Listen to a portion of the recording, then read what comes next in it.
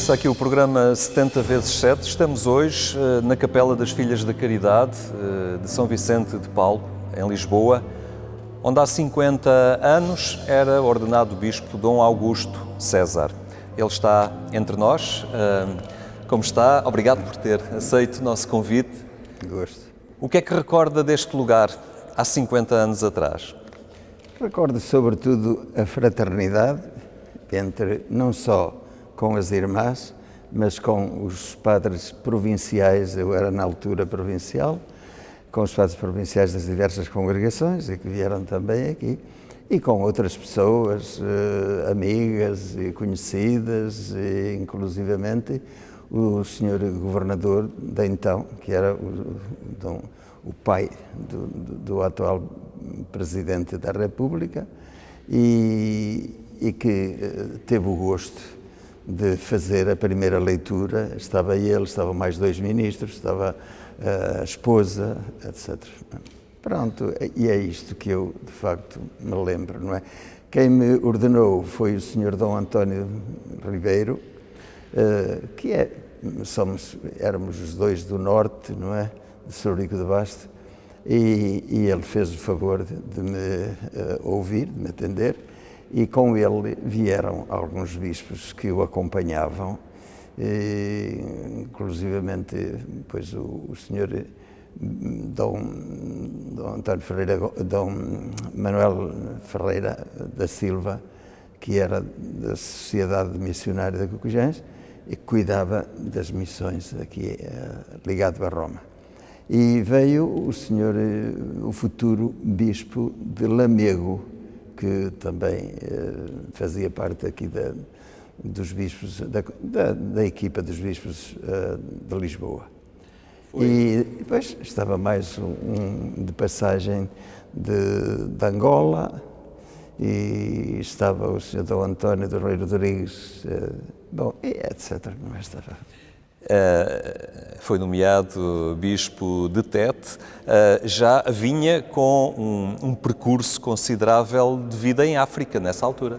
Sim, já tinha pelo menos uns 15 anos já mais ou menos a cuidar dos seminários, fosse de um seminário de Lourenço Marques, mas um seminário menor que estava a 150 km na missão de Magude. Depois, passados 2 anos, fui enviado para Quelimane, fazer o novo seminário e organizar. E passados outros 2, vim para Lourenço Marques, a atual Maputo, precisamente para reitor do Seminário Maior Interdiocesano. Eram seminários que pertenciam à Congregação da Missão? Não, eram tudo diocesanos. Diocesanos. Tanto o de Magude, como de Quelimane, e depois como o internacional, era internacional na medida em que os missionários eram internacionais, mas os seminaristas eram todos de Moçambique. Simplesmente era interdiocesano. E como é que vai parar a África, concretamente, dado, penso eu, o caráter missionário da sua congregação? Bom, eu não sei se isto vos diz muito, mas eu vou explicar um bocadinho. Eu sempre desejei ir para as missões e durante o meu estudo de teologia, etc., pensei muito nisso, mas nunca disse a ninguém. Não queria que depois dissessem, pois foi ele que pediu ou isso. Não disse nada. Simplesmente, nós não tínhamos férias durante o nosso estudo de teologia, filosofia e teologia no Seminário Maior. Só tínhamos férias depois de ordenados, 15 dias. E eu, nesses 15 dias, aproveitei-os e fui para a casa do meu irmão, que estava em Vila Nova de Gaia, na altura era membro da Guarda Fiscal. E pronto, estive ali os 15 dias. Durante esse período recebi uma carta do meu provincial e que me dizia: finalmente chegou o dia tão desejado de ir para as missões e vai para Magude, para o seminário, com o seu irmão, tinha um irmão padre e já estava lá, e com os demais missionários que estão ali da congregação. E eu só respondi: Sr. Padre Provincial, muito obrigado, pela sua carta, pela confiança e pelo destino que me dá. A partir de agora, a minha mala está feita, é da obediência. O que é que o atraía em África, nesse trabalho pastoral? Atraía-me a missão, o sentido da missão, de ajudar os que mais precisam, aqueles que de facto muitas vezes nem sabem bem o que fazer, ou então têm outro destino espiritual, etc. Eu penso que ajudar aqueles que precisavam. Era. Mais tarde acaba por ser nomeado pelo Papa Paulo VI. Foi Paulo VI, sei. E aí, concretamente, assume a responsabilidade de uma diocese. Esse desafio pastoral intensifica-se ainda mais. Também tem um peso da responsabilidade de estar à frente de uma diocese. Com certeza, eu quero dizer, quem está, no meu modo de entender, quem está nas missões não gosta de voltar, não é? Mesmo estes jovens que vão, quando regressam, trazem ideias diferentes. E, portanto, em princípio, eu não queria voltar para Portugal. Simplesmente fui nomeado provincial da congregação a que pertenço, que é dos Padres Vicentinos. E então aceitei, fiz o mesmo que tinha dito ao provincial. A minha mala é da obediência e, portanto, eu vou. E vim como provincial.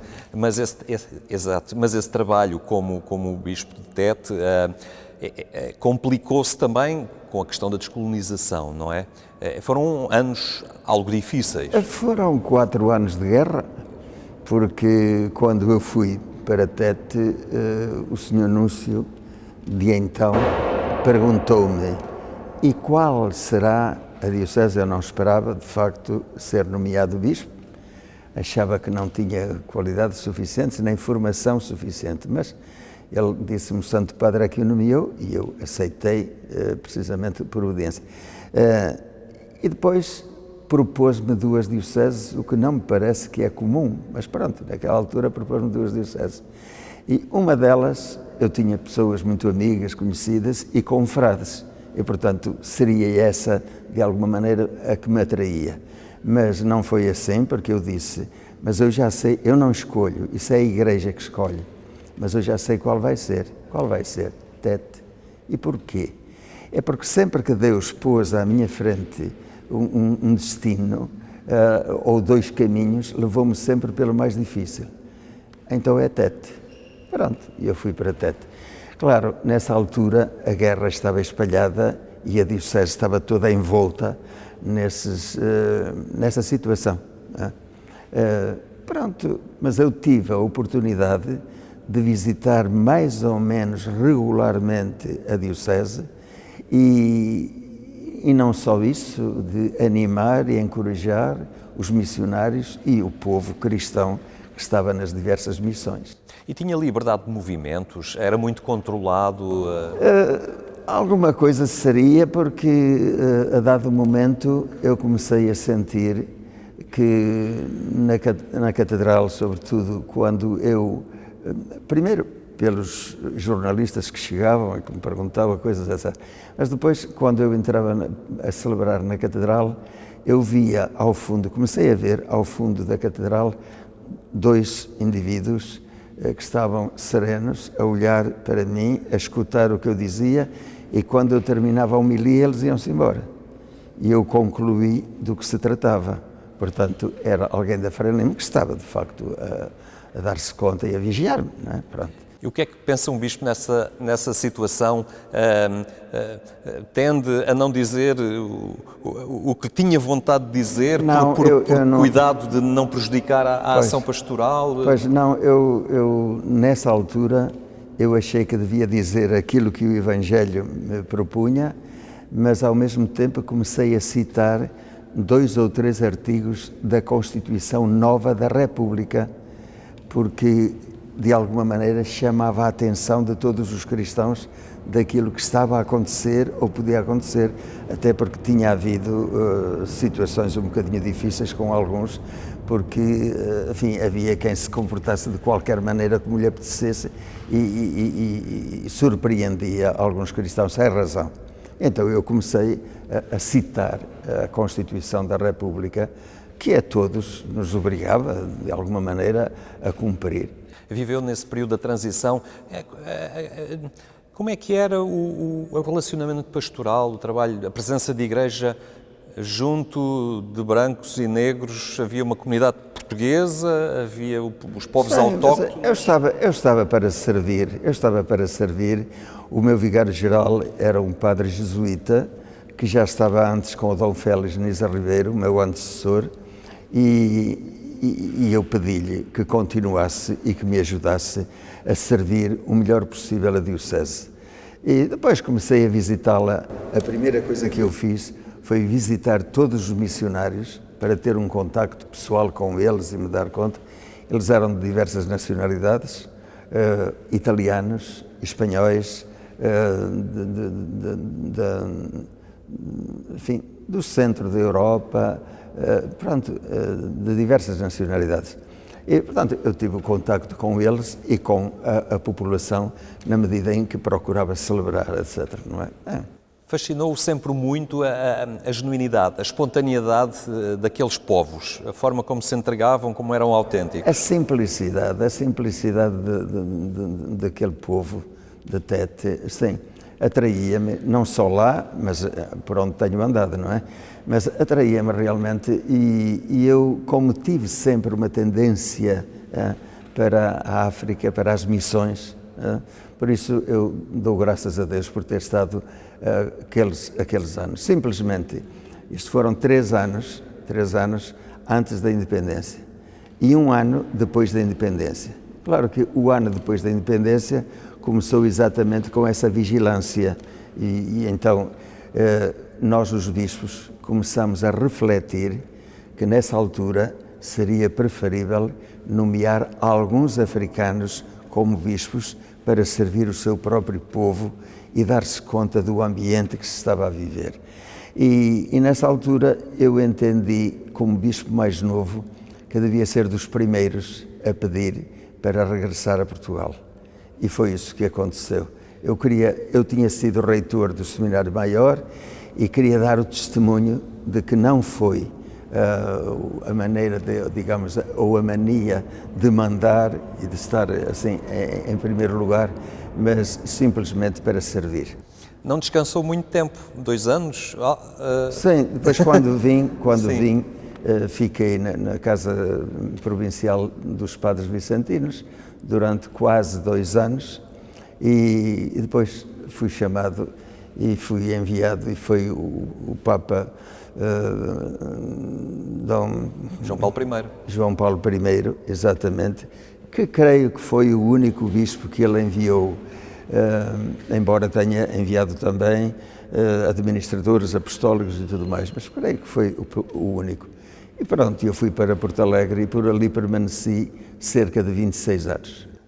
Quase 3 décadas na Diocese de Porto Alegre, Castelo Branco. Foi uma grande mudança do ambiente da África para aquela do Alentejo, Alto Alentejo? Mas foi benéfico, sabe? Claro que a Diocese tem espaços diferentes. Parte do Alentejo, a Beira Baixa e o Ribatejo. Mas foi interessante e a experiência missionária que eu trazia também me ajudou, de facto, a estimular a Diocese no sentido de participar ativamente.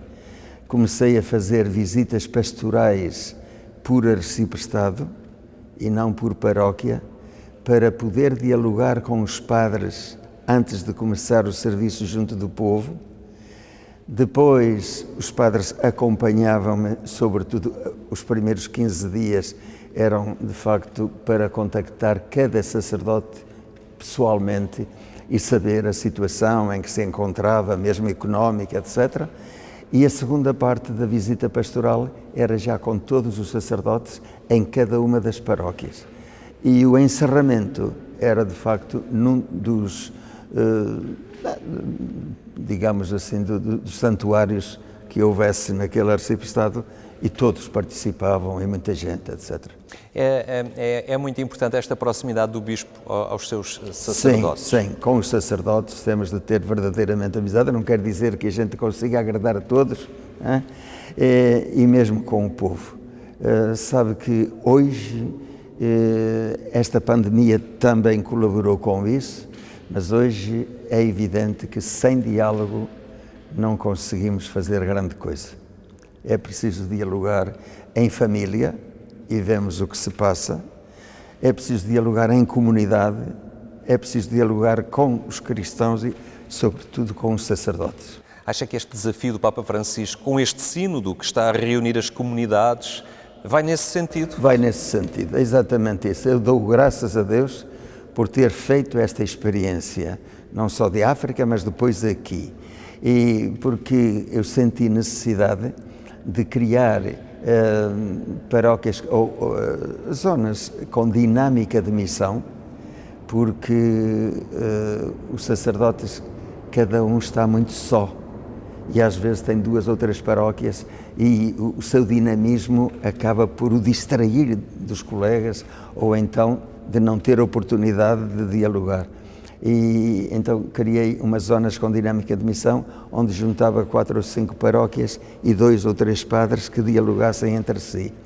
E depois também criei uma missão itinerante de irmãs, com 3 irmãs, que iam sobretudo às paróquias que não tinham pároco residente.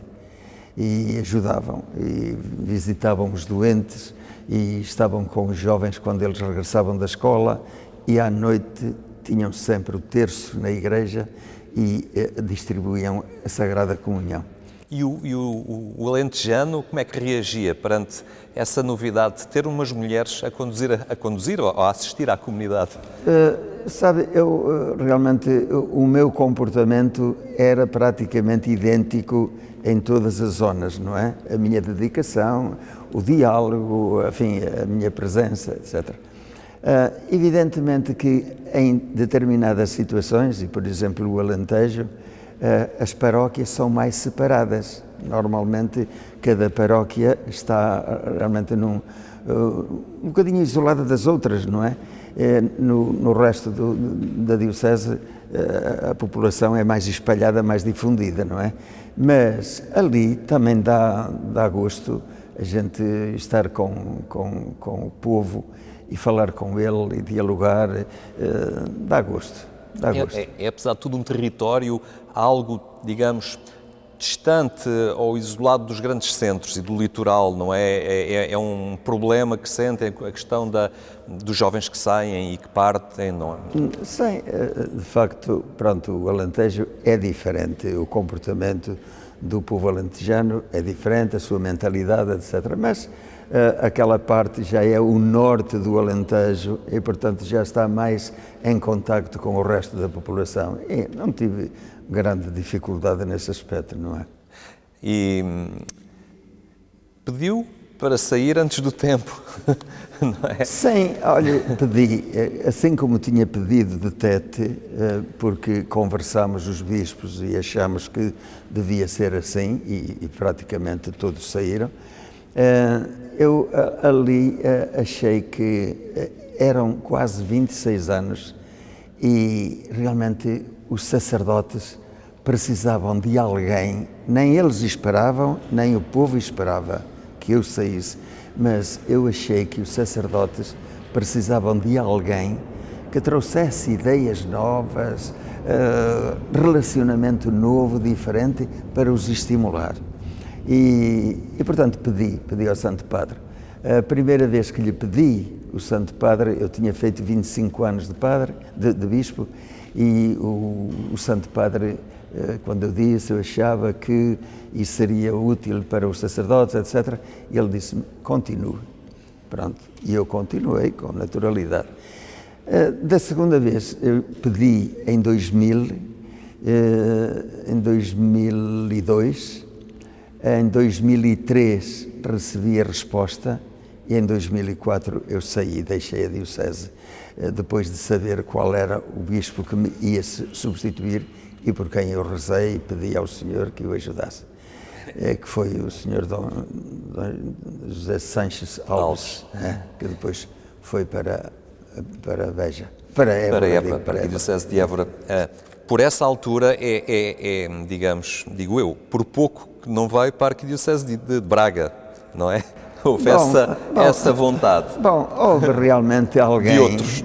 Houve realmente alguém, um dos senhores bispos, Dom Eurico, que realmente já nos conhecíamos muito de Moçambique e éramos amigos, e como somos todos, não é? E ele realmente estimulou-me e foi espalhando um bocadinho a ideia de que eu fosse para a Arquidiocese de Braga, porque ele entendia que, deixando a diocese, era conveniente que fosse alguém já com uma certa idade para estar ali pouco tempo, e fazia a transição. Realmente eu não disse que sim nem que não, embora os colegas viessem e me saudassem assim a brincar um bocadinho comigo, mas eu não disse nada, simplesmente pedi ao Santo Padre que me deixasse sair, e nessa altura, pronto, já ninguém mais falou. Já quando cheguei a Braga para um congresso, o Dom Marcelino, que era um dos que dizia, senhor arcebispo e tal, e depois viu-me chegar e disse-me assim: olha, afinal de contas, não és tu. Então quem é? É o Dom Jorge, deixa-me dar um abraço.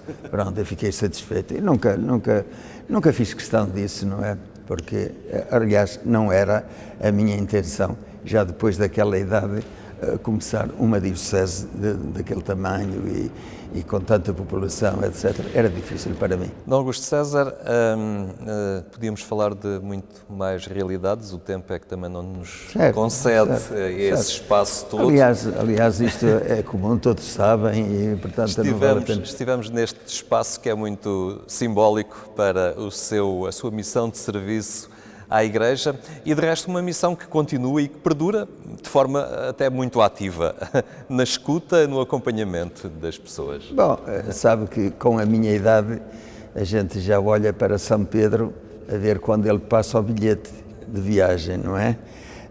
Mas a realidade é que Deus deixou-me chegar aqui, a esta idade, e eu tenho a vontade de me calar, de guardar silêncio em muitas circunstâncias e reparar no que se passa à volta, com esta pandemia, com a guerra atroz que se está a passar na Ucrânia e com o comportamento da Rússia, etc. De maneira que, quer dizer, com tudo isto, a gente fica assim a olhar e a dizer assim: dou graças a Deus por ter chegado a esta idade, porque os meus irmãos e os meus pais deixaram-me criança, e os meus irmãos, um padre e um casado, morreram no mesmo verão e eram mais velhos do que eu, e eu já ultrapassei tudo isso. De maneira que o facto de ter esta idade e de ser capaz de observar aquilo que está a passar no mundo de hoje faz-me estar em silêncio, mas também, digamos, de alguma maneira julgar aquilo que está a fazer. E quando vejo aquilo que não devia ser feito, eu entendo que Deus me está a dizer o que eu não devo fazer. Augusto César, muito obrigado, muitos parabéns por estes 50 anos de bispo, e continuaremos certamente a contar consigo de forma muito presente na Igreja. O que eu mais peço e desejo é que rezemos uns pelos outros, que rezem por mim, e eu procuro rezar por tudo. Sabe que neste momento eu rezo muito pela Ucrânia e pelo sofrimento, porque é atroz, são tratados como lixo humano, não é?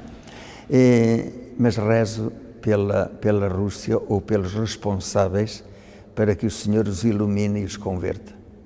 Por isso, rezemos uns pelos outros. Certamente. Muito obrigado por esta oportunidade. Muito obrigado. E foi este o programa 70x7, aqui neste lugar que há 50 anos atrás acolheu a ordenação episcopal de Dom Augusto César. Obrigado por ter estado connosco. Voltaremos de hoje a 8 dias.